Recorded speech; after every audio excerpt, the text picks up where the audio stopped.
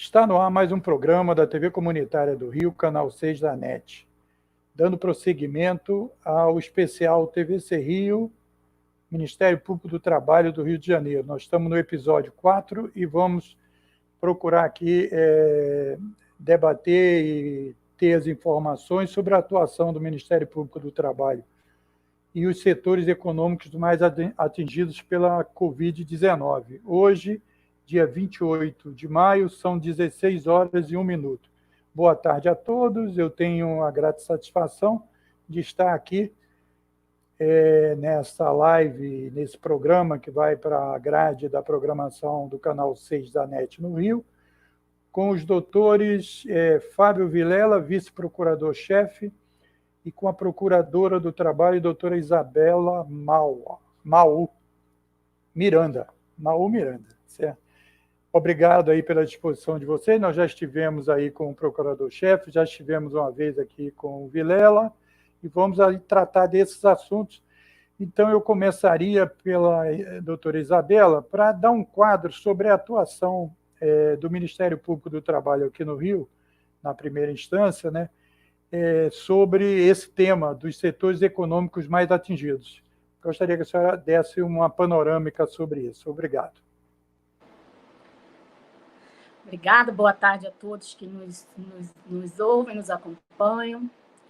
Então, vou dar um panorama geral do que a gente tem observado no Ministério Público do Trabalho aqui no Rio de Janeiro. No início da pandemia, meados de março, o que a gente observava mais eram denúncias relacionadas à saúde e segurança de trabalhadores dos segmentos que permaneciam em atividade apesar da pandemia. Então, o que a gente vê até agora, mas era muito comum no início, eram denúncias versando sobre saúde, segurança, condições de trabalho dos profissionais de saúde. Esse, com certeza, foi o tema que mais nos chegou ao nosso conhecimento. Profissionais de saúde de hospitais públicos, hospitais privados, médicos, enfermeiros, técnicos de enfermagem, e denúncias relacionadas a equipamentos de proteção individual, condições de trabalho. Então, no início, esse foi um segmento que se destacou muito desde o início e que tem tido repercussão até agora. O comércio também, o comércio dos segmentos que permanecem em atividade durante a pandemia, o comércio também foi um setor muito atingido. O segmento dos supermercados tem chamado muita atenção, porque os supermercados estão todos em funcionamento. Os supermercados são locais onde muitas pessoas circulam, então é um local de contaminação facilitada. Então, a gente tem percebido que é um segmento que merece muita atenção e muito cuidado. No que tange à limpeza dos estabelecimentos, ao fornecimento de equipamentos de proteção para os empregados desse segmento. Também tem sido muito comum as denúncias e a nossa atuação nesse segmento, que nos preocupa muito.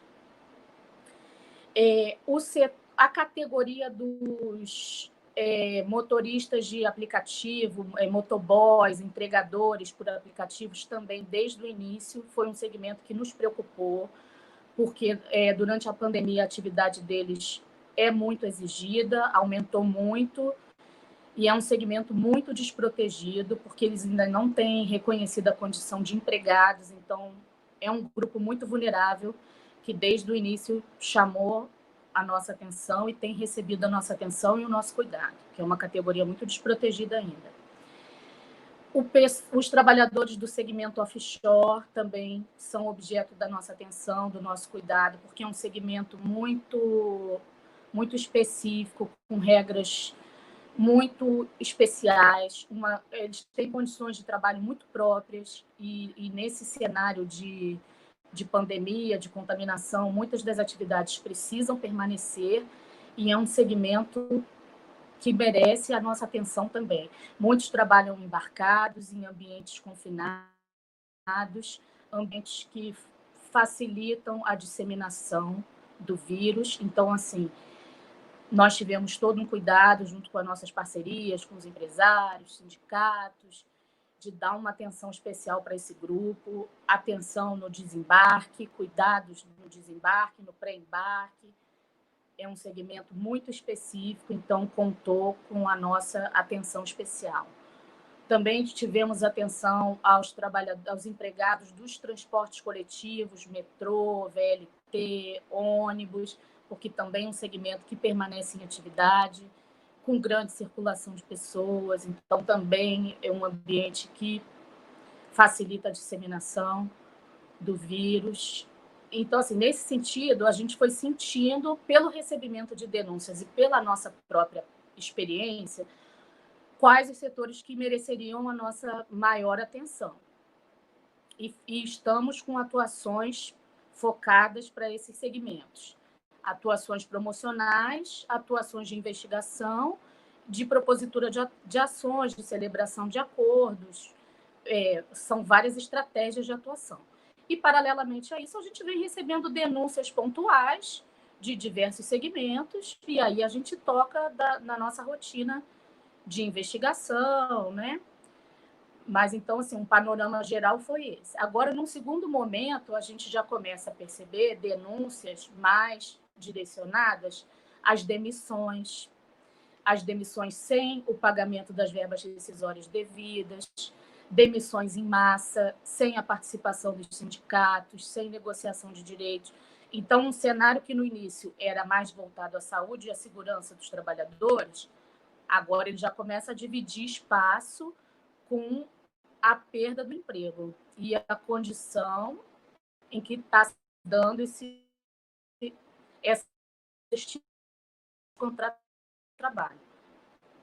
Ok. Doutora Isabela, a gente volta com a senhora para falar dessa segunda etapa. Eu queria ver a repercussão desse planejamento, né, ou dessa atuação inicial junto aos empresários e aos sindicatos de trabalhadores, que a senhora bem deu um panorama aí, no plano do segundo grau. Aí eu tenho a satisfação de ouvir agora o doutor Fábio Vilela. Doutor Fábio, na segunda instância, como tem sido a repercussão disso que a doutora Isabela caracterizou aqui na sua primeira intervenção? Boa tarde, Moisés. Boa tarde, minha querida amiga Isabela. Na verdade, antes até de explicitar acerca dos reflexos desses setores, das questões que envolvem essa crise sanitária e a própria crise social e econômica que atinge esses principais setores econômicos e as respectivas categorias profissionais, é bom até lembrar como nós funcionamos no Ministério Público do Trabalho. Por exemplo, a doutora Isabela Maú se encontra na qualidade de coordenadora do primeiro grau. E o que se dá na atuação do primeiro grau do Ministério Público do Trabalho, como ela bem falou, ou seja, é uma atuação extrajudicial, assim como judicial, diretamente relacionada à primeira instância. Então, os colegas que atuam na primeira instância, vamos dizer assim, no primeiro grau, dentro da nossa organização interna, são aqueles que vão instaurar procedimentos promocionais, vão instaurar procedimentos investigatórios, como inquérito civil, e celebrar termos de compromisso de ajustamento de conduta, expedir notificações recomendatórias, ajuizar ações civis públicas, ações civis coletivas, e buscando, em último caso, logicamente, a judicialização. O segundo grau, na verdade, a atuação do Ministério Público do segundo grau é uma atuação preponderantemente judicial, ou seja, até como desdobramento da nossa atuação do Ministério Público do Trabalho no primeiro grau. Então, por exemplo, nós nos dividimos em núcleos, ou seja, nós temos o núcleo das competências das turmas, ou seja, todo juiz, quando profere uma sentença, é cabível recurso. Esse recurso será julgado, é o recurso ordinário, será julgado por uma das turmas do Tribunal Regional do Trabalho da Primeira Região, no Rio de Janeiro. Então, nós temos membros vinculados a esse trabalho de acompanhamento das atividades, não só como órgão agente, quando o Ministério Público é parte, é autor da ação, como também como órgão interveniente, quando ele atua como custos leses, conhecido fiscal da lei, sempre que houver um interesse público subjacente àquela lide que reivindique a nossa atuação. Existe também o núcleo que nós chamamos de competência originária, que são aqueles que atuam em ações cuja competência originária seja dos tribunais. Para evitar nomes técnicos, só para entender, competência originária dos tribunais não é o recurso. O tribunal tem competência recursal, a chamada competência derivada, que é a análise dos recursos em face das decisões proferidas pelos juízes das varas. E tem alguns processos em que a ação é ajuizada diretamente no tribunal. Exemplo, ações decisórias, ações mandamentais, o chamado mandado de segurança, como também existe um núcleo de dissídio coletivo, que vai, logicamente, tratar da questão afeta aos conflitos coletivos de trabalho. E aí nós temos não só uma atuação diretamente nesses processos de dissídio coletivo, envolvendo conflitos coletivos de trabalho, o que é muito comum nesse período de epidemia, essa crise sanitária que estamos vivenciando. Existem conflitos legítimos, de um lado, o empresariado querendo manter a sua atividade econômica, e do outro lado, a categoria profissional, querendo saúde e segurança do trabalho e, claro, a manutenção do seu emprego, da sua renda. São interesses que, às vezes, colidem e quando não se chega a uma negociação coletiva, aí não logra êxito essa negociação coletiva, muitas das vezes desemboca isso num dissídio coletivo, em que há atuação obrigatória do Ministério Público do Trabalho. Além disso, dentro ainda desses dissídios coletivos de trabalho, existem também audiências de conciliação, em que o Ministério Público do Trabalho vem atuando fortemente. Ou seja, o tribunal, através de um desembargador, dentro dos conflitos coletivos de trabalho, tenta conciliar esses conflitos, e sempre tem a participação de um colega do Ministério Público do Trabalho nesse momento. Então, o que nós estamos vendo acontecer bastante no segundo grau? Está intimamente relacionada a toda essa atuação que a colega Isabela colocou no primeiro grau. Casos muito comuns, por exemplo, Moisés, o Ministério Público do Trabalho ajuiza uma ação civil pública para que seja o quê? Para que sejam observadas aquelas normas de saúde e segurança do trabalho essenciais à saúde e segurança do trabalhador, principalmente nesse momento. E é muito comum nós postularmos uma tutela de urgência antecipatória, ou seja, a antecipação dos efeitos da tutela, que o juiz, a partir de uma análise sumária, possa deferir de plano o que é pedido pelo Ministério Público, ainda que de forma provisória, até que ele possa instruir a ação e chegar a uma resolução definitiva do mérito. Então, muitas das vezes, os colegas conseguem essa liminar, que é essa concessão dessa tutela antecipada, para que o réu, a ré, seja obrigada a cumprir de imediato aquelas obrigações que não estão sendo adimplidas, principalmente relacionadas a essas questões de saúde e segurança do trabalho, e algumas empresas impedram o quê? Mandado de segurança. Esse mandado de segurança, ele é analisado pelo Tribunal Regional do Trabalho e tem, logicamente, toda uma atuação do segundo grau nessa fase interventiva, como custos legis, acompanhando isso, como também como órgão agente, porque nesse caso específico, o Ministério Público aí entra, entre aspas, como autoridade coatora. Então, a partir desse momento, ainda que haja uma ação civil pública no primeiro grau em trâmite, transcorrendo, há concomitante uma atuação de um colega de segundo grau perante o Tribunal Regional do Trabalho, defendendo, logicamente, a manutenção dessa liminar no tribunal, para que ela não seja cassada. E aí vem a prejudicar todo o trabalho dos colegas do primeiro grau. Como também, muitas dessas liminares são concedidas em face do poder público.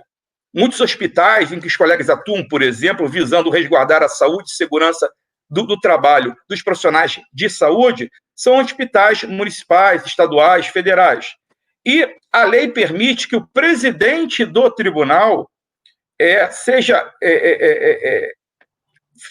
questionado, seja invocado para que ele possa suspender essa tutela antecipatória.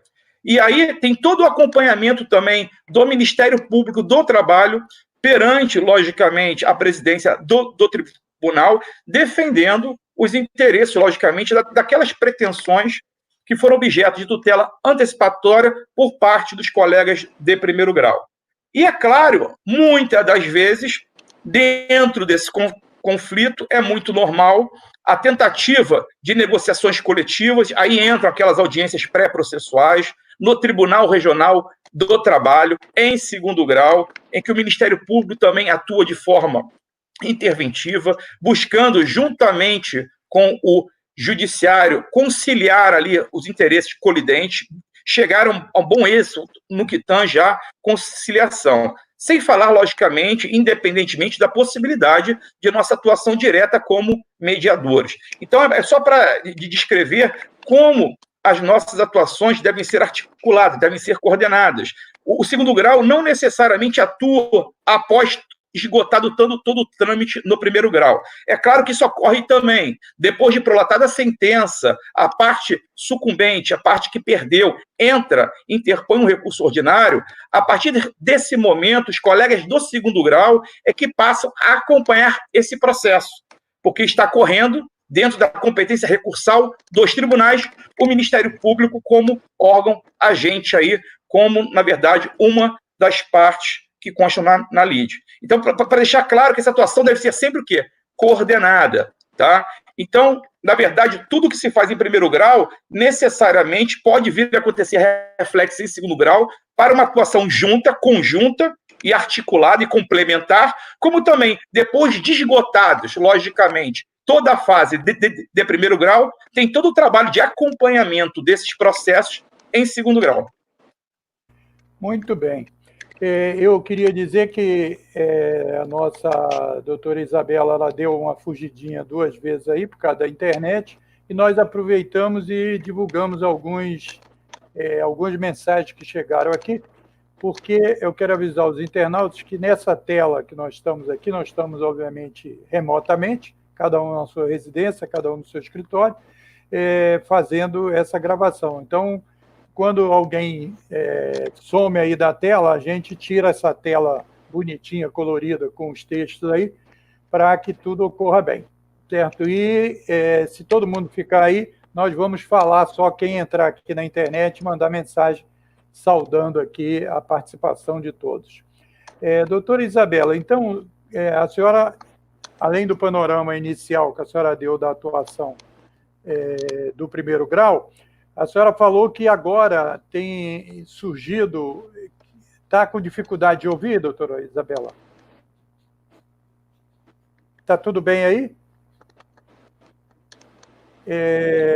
Eu não sei se a doutora Isabela está ouvindo, parece que não, né? Eu queria que a senhora... Então, Fábio, eu acho que a doutora Isabela está com dificuldade aí de entrar.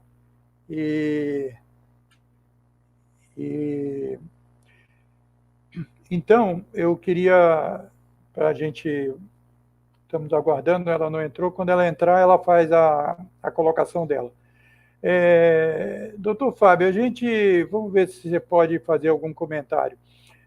A atuação do Ministério Público e todos os setores, sejam setores que a gente já discutiu aí no início, né?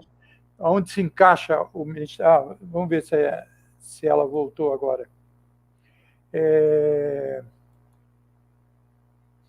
Acho que a internet dela está com uma certa dificuldade aí. Ela está voltando aqui. Vamos ver se ela consegue...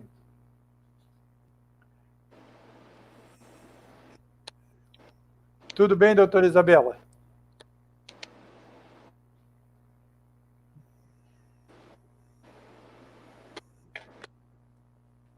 Acho que está... Hein, doutor Fábio? Nós estamos hoje aqui na quinta-feira, mas essa semana está muito quente. Todo mundo preocupado aí que se a Constituição vai realmente ser mantida, se nós vamos ter alguma situação aí que leve à quebra da questão democrática.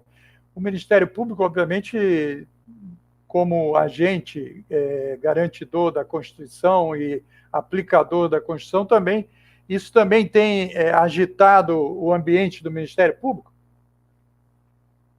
Olha, Moisés, nós sabemos até pelo próprio conceito de Ministério Público previsto no artigo 127 caput da Constituição, nos cabe a defesa, logicamente, da ordem jurídica, do regime democrático e dos interesses sociais individuais e indisponíveis. É claro que o Ministério Público do Trabalho, como ramo do Ministério Público da União, ele, logicamente, ele cuida da defesa da ordem jurídica, desse regime democrático e dos interesses sociais individuais indisponíveis no âmbito das relações de trabalho. Mas, antes de tudo, nós somos Ministério Público, e o Ministério Público não pode deixar de ter outro papel, senão de defensor da ordem jurídica constitucional, ordem jurídica legal, ou seja, nós temos que buscar resguardar, logicamente, o Estado de Direito e a própria democracia, que são valores caros dentro do nosso texto constitucional. E nós não nos furtamos a isso, tanto que buscamos, dentro da nossa atuação, focarmos nesses valores, nesses objetivos constitucionais. É claro que estamos vivenciando hoje, já falei até na outra live anterior, não só uma crise sanitária, infelizmente, já como se não bastasse, né? Uma pandemia, que traz, sem dúvida alguma, reflexo na ordem socioeconômica, mas também, infelizmente, vivenciamos uma forte crise política e moral, ou seja, uma grande polarização, como se fosse direita e esquerda, não houvesse centro, são radicalismos, conflitos entre instituições. Então, são coisas, infelizmente, em que não era o momento para isso. Era o momento de estarmos tendo uma articulação conjunta, interinstitucional, cada poder respeitando o outro de forma harmônica, mas não é isso que nós estamos vendo, infelizmente. É claro que nos cabe aqui entrarmos em questões político-partidárias. Logicamente, esse não é o papel do Ministério Público e nos é vedado qualquer exercício de atividade partidária. Entretanto, deixar claro que o Ministério Público do Trabalho, assim como o Ministério Público como um todo, preza, logicamente, pelo Estado de Direito, pela harmonia dos três poderes e pela, logicamente, manutenção dessa base democrática que foi restaurada lá pela nossa Constituição de 88. A doutora Isabela, eu acho que está com dificuldade, vamos prosseguir aqui. Vamos. Ainda voltando à questão do enfrentamento dos problemas sociais e econômicos advindo da pandemia, que tem avançado, né?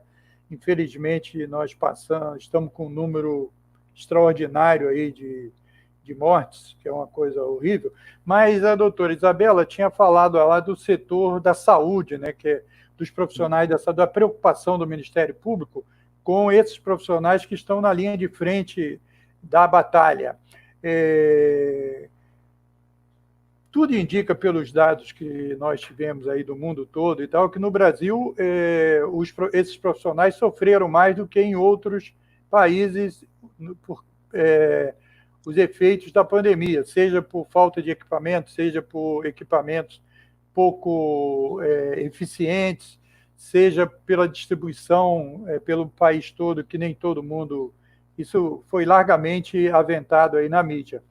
O que o senhor poderia falar da atuação do Ministério Público nessa área e se o senhor tem notícias do resultado desse trabalho?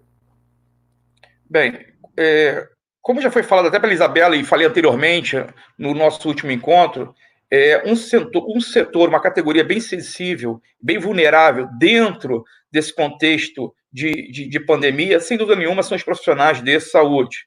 E que, nesse caso, exercem uma atividade essencial diretamente relacionada a essa crise epidemiológica.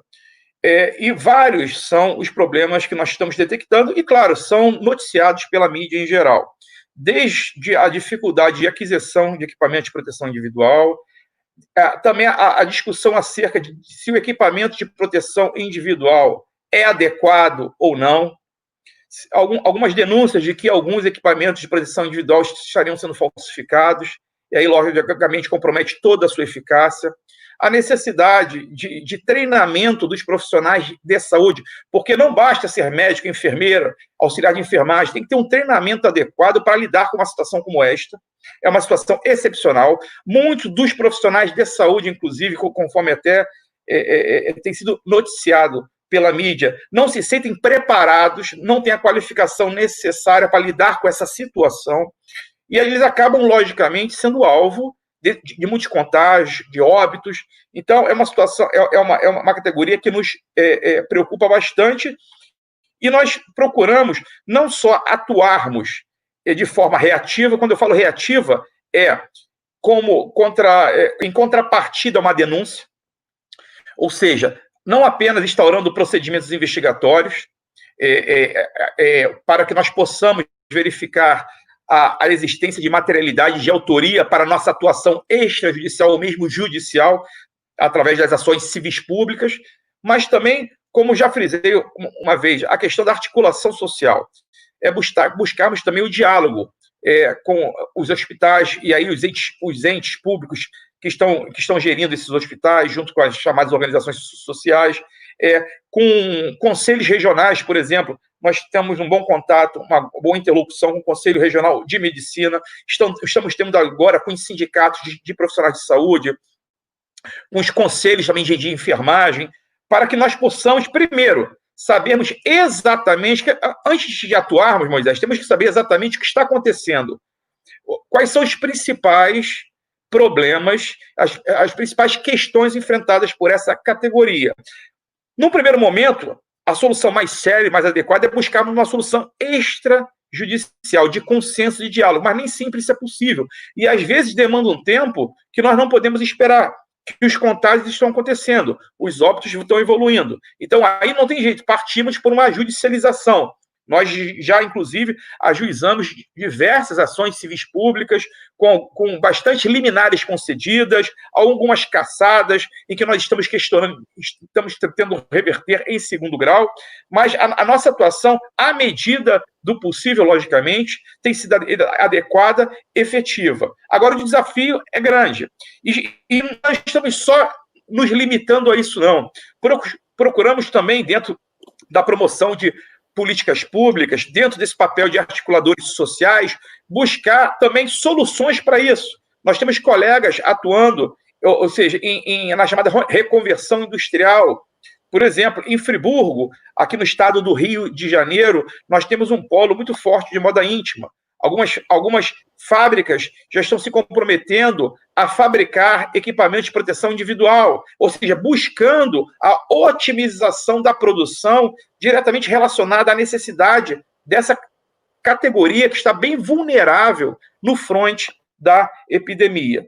E os resultados estão acontecendo. Claro que, em alguns casos, conseguimos resolver extrajudicialmente, em outros casos não. É necessário o ajuizamento de ações, muito embora, às vezes, não conseguimos liminar, então temos que transcorrer com a ação e ver se conseguimos, no mérito, uma sentença favorável, e outras vezes conseguimos liminar está vigorando, outras vezes conseguimos liminar é cassada pelo tribunal, e tem todo um trabalho no segundo grau de tentar reverter isso, mas sempre atuando, como eu falei, de forma articulada.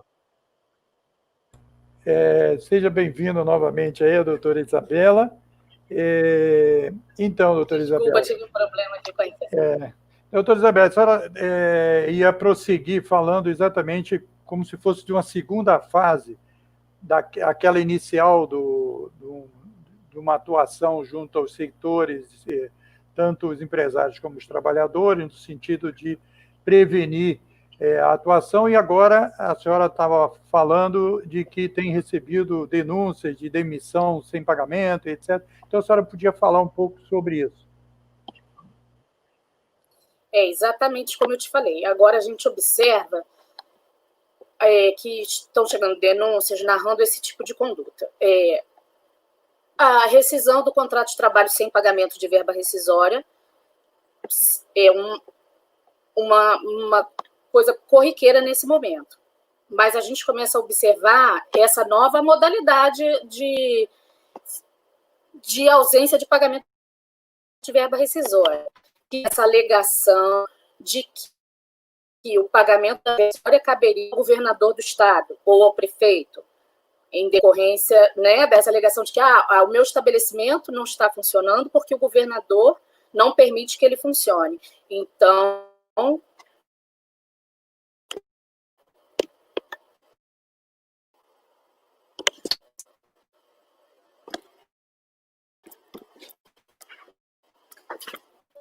agora. Saí de novo.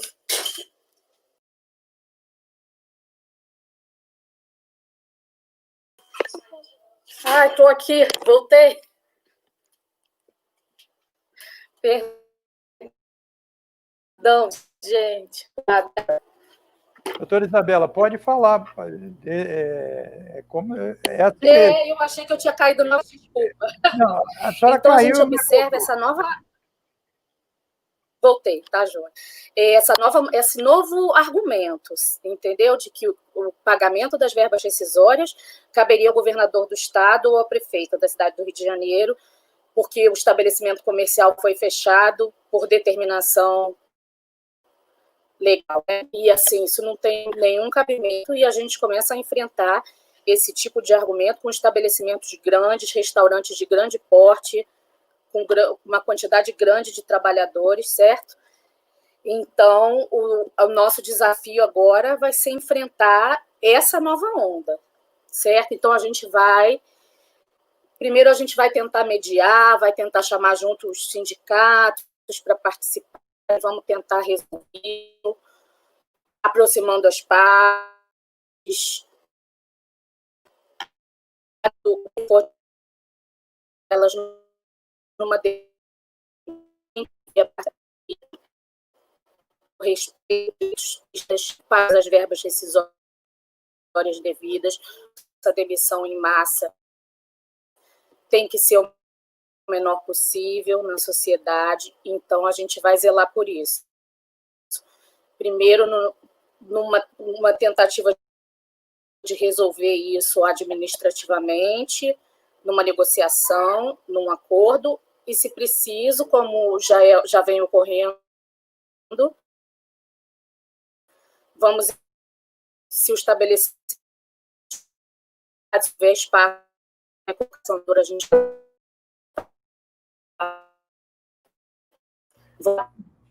inicial, os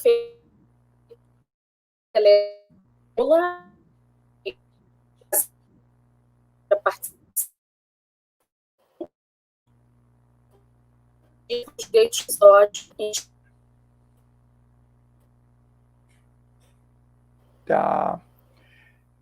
Doutora Isabela está com dificuldade de... Mas vamos ver se o Mas, Moisés, vou tocando por aqui, então. Eu vou fazer o seguinte, eu só queria saber a linha que ela estava falando, o que ela está querendo explicar. Vamos ver se até estabiliza a conexão dela, que eu cedo a palavra para ela dar continuidade. O que ela está falando? É o seguinte... Então, eu queria meter a colher para você falar também, porque é o seguinte, o Congresso aprovou, quando aprovou a redução da jornada e a redução dos salários, também aprovou um projeto, né, uma definição de que haveria um financiamento para as empresas pagarem esse tipo de verba, não? Então, a doutora já ouviu aí. Essa alegação deles, que tem que ser o prefeito ou o governador, não existe uma MP que foi aprovada no sentido de ajudar o financiamento das empresas e tal? Eles não querem usar isso? Exatamente. O que a gente observa aí é que tem todo um escopo político por trás dessa discussão, né? É claro que existem, sim, os benefícios emergenciais, existem as linhas de financiamento facilitadas para os empresários, a possibilidade de suspensão do contrato de trabalho com pagamento do auxílio emergencial do governo. Então, esses são os caminhos corretos, financiamentos facilitados, com juros baixos, longos prazos para pagamento. Mas o que a gente observa é que algumas empresas estão com o escopo político de jogar com essa de dizer que se foi fechar por decisão política, então o político deve arcar com o pagamento dos salários. Muito no sentido que são muitas empresas adotando postura e pequenas empresas se sentem estimuladas a fazer isso. Então, o nosso combate ele tem que ser muito forte, porque ele é um exemplo dos casos que surgem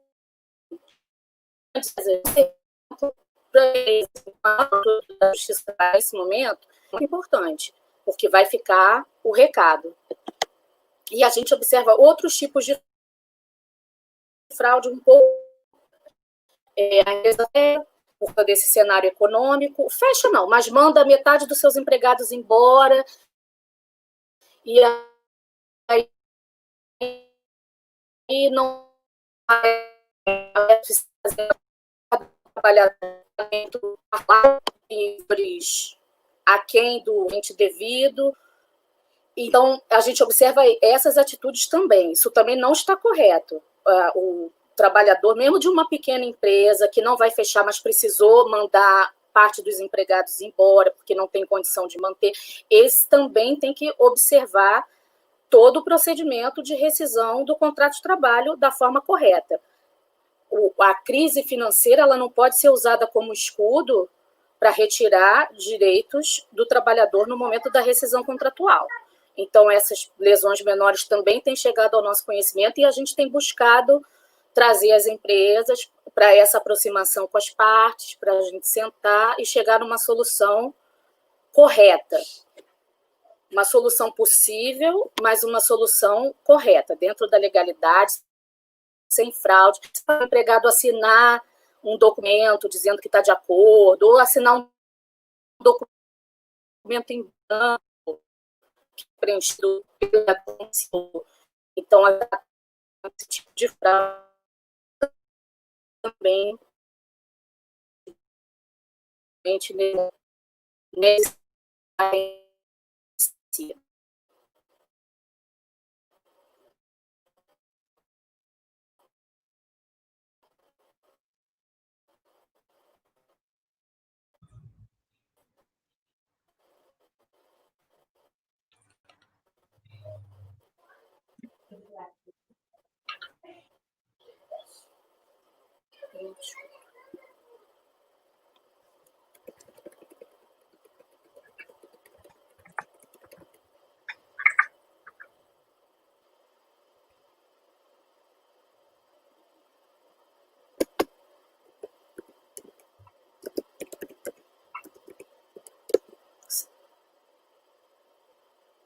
Moisés, eu não estou ouvindo.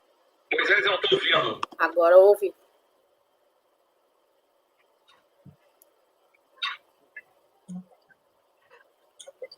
É lá, não é aqui não. Tem, pode ir lá. Pode ir, tem. Tem que ser sério mesmo, sério. Sem som. Sério, tá? É porque eu tô com o vídeo aberto. Olha lá. Sem som. Não, aqui tem assim, é lá, o problema. Não, tranquilo, pode ir.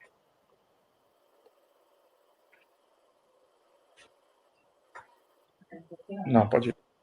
Só tá vendo aqui.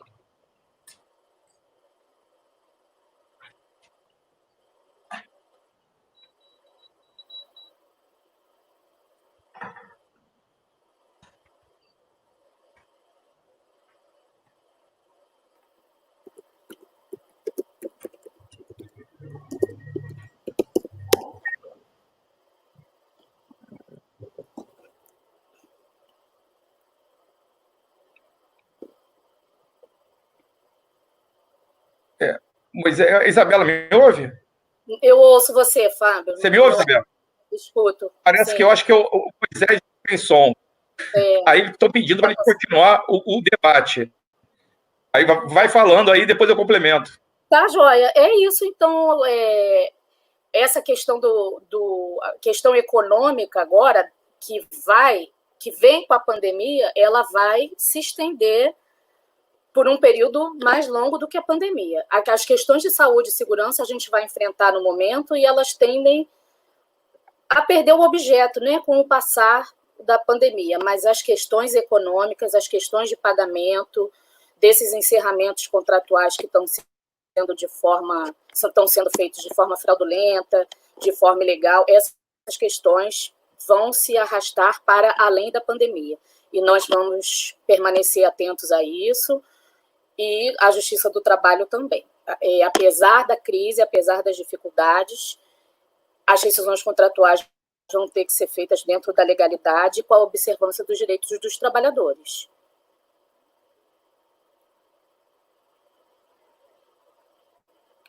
Ainda não escuto Moisés. Nós não estamos ouvindo Moisés ainda. Enquanto soluciona a sua questão de som, então eu vou complementar até o que a colega colocou e dar uma explicação acerca dessa questão da rescisão. Como você bem disse, houve MPs, uma delas foi o MP 936, em que possibilitou, durante esse momento de calamidade pública, que houvesse, através, inclusive, de acordos individuais, a possibilidade de redução da jornada de trabalho com a respectiva redução do salário, que nós chamamos de redução salarial indireta, o que a Constituição sempre exigiu por meio de negociação coletiva, no artigo 7º, inciso 6º. E assim como também a possibilidade de acordo, inclusive individual, de suspensão temporária do contrato de trabalho. Ou seja, e o que o Supremo Tribunal Federal entendeu possível mesmo por acordo individual, ou seja, flexibilizando aí dentro de uma chamada jurisdição constitucional de exceção, flexibilizando essa exigência do Constituinte de só promover a redução de salário por meio de negociação coletiva. Então, agora, muitas das empresas, independentemente desse caminho dado, como também algumas MPs possibilitaram a desoneração da folha de pagamento, flexibilizando o recolhimento de FGTS, diminuindo alíquotas previdenciárias, possibilitando a abertura de linhas de crédito, de financiamento, mas muitas empresas, infelizmente, como a colega Isabela Maú citou, vêm, inclusive, sem qualquer negociação coletiva, realizando dispensas coletivas, dispensas em massa, sem esse diálogo social. E, infelizmente, muitos utilizam um dispositivo da CLT, inclusive, recentemente, alguns restaurantes de grande porte, até a mídia noticiou isso, ou seja, que dispensaram os trabalhadores e falaram que as indenizações devem ser pagas pelo governo, deixando claro aí que a colega botou uma questão muito política, polarizada, principalmente essa briga que há entre as autoridades federais, estaduais e municipais dentro dessa crise política que estamos vivenciando isso. Na verdade, o artigo 486 da CLT, ele fala no chamado fato do príncipe, ou factum príncipes, que é uma modalidade de força maior. E é um regramento que é anterior à Constituição de 88.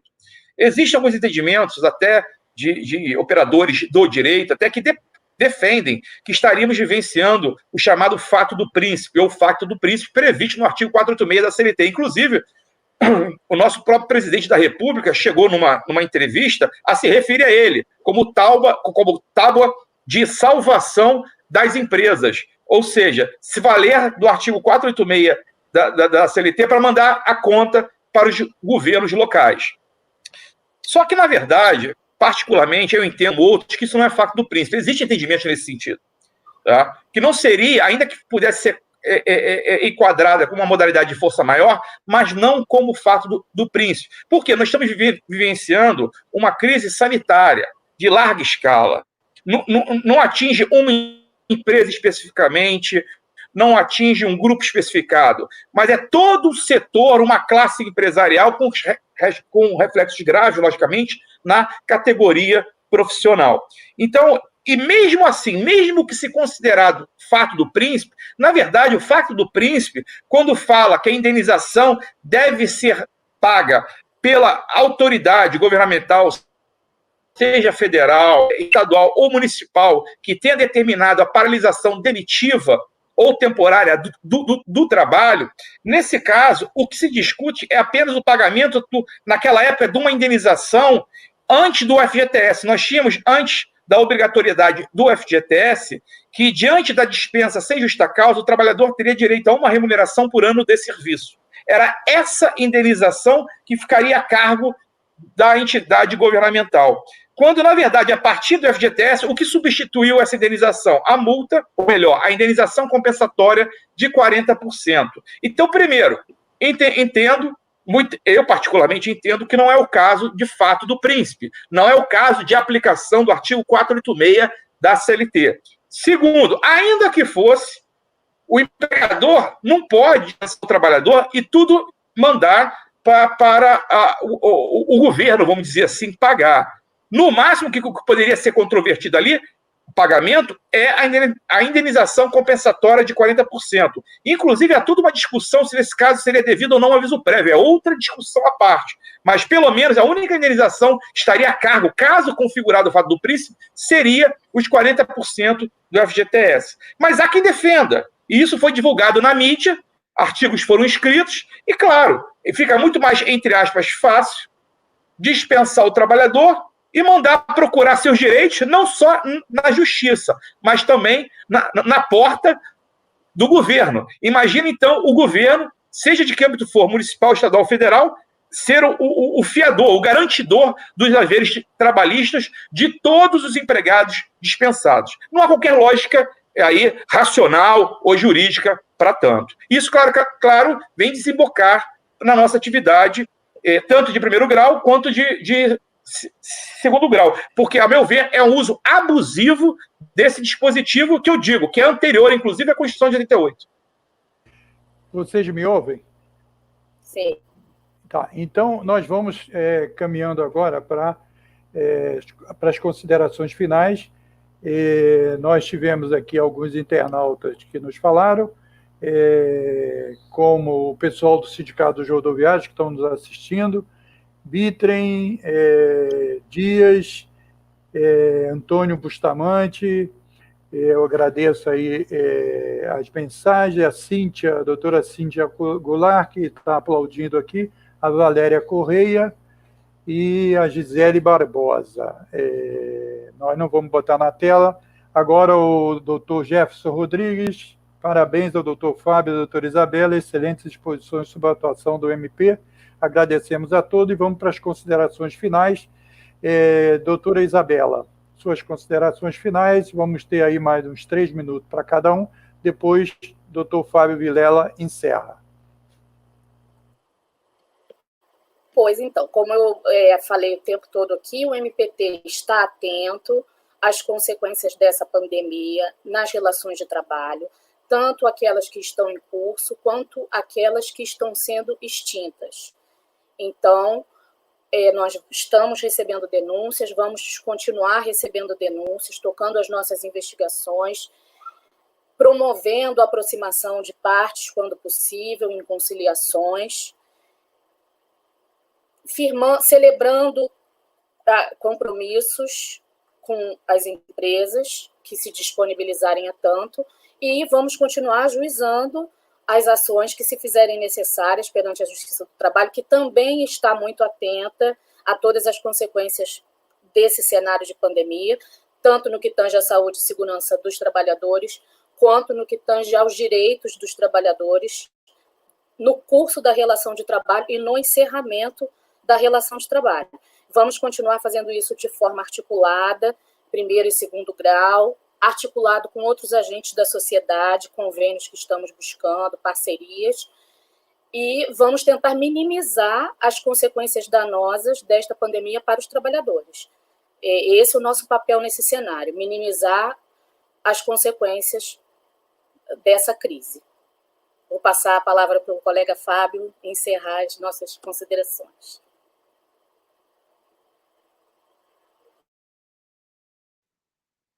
Bem, eu queria, Moisés, agradecer em seu nome a TV comunitária pela possibilidade de nós, membros do Ministério Público do Trabalho, podermos estar prestando contas à sociedade, que esse é o nosso papel dentro da nossa função institucional.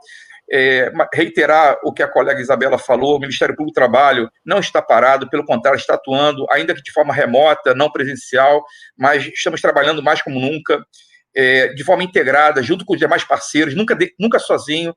Esse tipo de atuação, com tanta crise envolvendo, como eu falei, uma crise epidemiológica, sanitária, social, econômica, é imprescindível que haja uma atuação coordenada, uma atuação articulada, não só de forma interna, primeiro e segundo graus dentro do Ministério Público do Trabalho, mas também com outros órgãos, outras entidades que são essenciais pela chamada promoção do trabalho decente. Então, o Ministério Público tem como preocupação, primeiro, à medida do possível, a prevenção, buscarmos que o mal não aconteça, porque quando o mal acontece, só há uma forma, é a reparação ou compensação. Então, buscarmos primeiro a prevenção, principalmente em aspectos caros, que é a vida e a segurança e a saúde da classe trabalhadora. E como também, tão digno quanto, e até para que possa ser, o trabalho possa cumprir a sua função de concretizador da dignidade da pessoa humana, que haja preservação de empregos e da própria renda. Ou seja, busquemos sempre um diálogo social, o Ministério Público se apresenta mais uma vez aí como um potencial articulador da sociedade, estando sempre disposto a conversar para chegarmos a autocomposições, que é a melhor solução a se chegar. A judicialização tem que ser buscada como última hipótese, mas muitas das vezes isso não logra êxito. Então, o que nos resta no exercício da nossa função institucional é a busca, logicamente, da defesa dessa ordem jurídica e desses interesses sociais individuais disponíveis na órbita das relações de trabalho. E é isso que nós estamos procurando fazer desde então. Queria agradecer, então, mais uma vez e fico à disposição para maiores esclarecimentos. Forte abraço. Obrigado. Eu agradeço a doutora Isabelle Maú e ao doutor Fábio Vilela. Eu peço que vocês fiquem até o final aí para poder vocês continuarem quando eu desligar, tem um pequeno delay. E quero agradecer aos que mandaram aqui, Guadá Turos, parabéns ao MPT pelo excelente trabalho que vem desenvolvendo, parabéns também ao doutor Fábio e à doutora Isabela pela clareza no esclarecimento acerca da atuação. Valéria Correia, sim, parabéns, colocações lúcidas. Obrigado aos internautas. Quero dizer que agora às 5 horas nós vamos ter uma outra live sobre a evolução da pandemia com o médico professor da Unesp de Marília, São Paulo, Dr. Vitor, e mais tarde um pouco uma linha direta Rio-Brasília para analisar as implicações econômicas da atuação do Ministério da Economia. Mais uma vez, obrigado à doutora Isabela, mais uma vez, obrigado ao Fábio e ao Ministério Público pela disposição de estar esclarecendo aqui as suas atuações dos diversos segmentos do Ministério Público do Trabalho aos telespectadores da TV Comunitária do Rio. Nós estamos cumprindo o nosso papel de levar para a comunidade a posição dos diversos setores, em particular de um que está muito vinculado à defesa da cidadania. Tchau, permaneçam aí que eu falo já com vocês.